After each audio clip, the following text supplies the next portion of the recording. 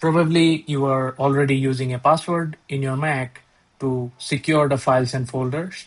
But if you are sharing your Mac and the password with somebody else, then all your files and folders are not fully secure.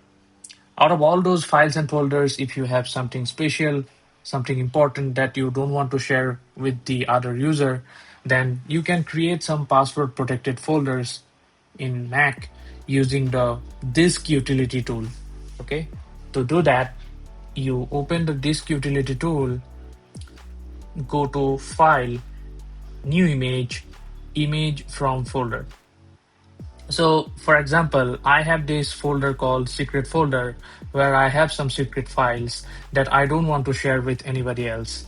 Then I selected this secret folder, then this menu will pop up. So here you can save this as a different folder. So here I am giving the name as secret folder image.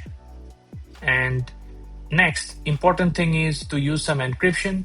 So in the encryption section, you will have to give either 128-bit AES or 256-bit AES. The recommended one is 256-bit AES because this is more secure. And image format, you can keep it as read-only. And click on Save, and then it will ask you to enter one password. You enter one password. And the next thing is remember password in my keychain. If this keychain is only accessible to you, then you can enable this. Otherwise, do not enable this. And then click on OK.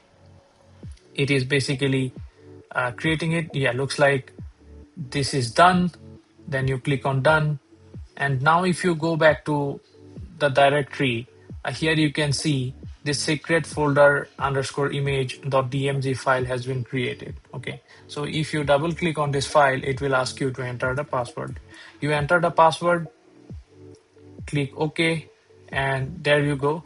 You can see the secret files inside this. This is how you can access the files. Once you are done, you close this window, but you are not fully done yet. On the left side, you select the secret folder and select exact secret folder. Now this window is closed. If you want to access it again, go to the same DMZ file, double click it, enter the password, and it will open it again. So this is basically the process. You will have to eject it once this is done. This is the process. What if you don't want to keep the source folder? Yes, of course, you can delete this as well.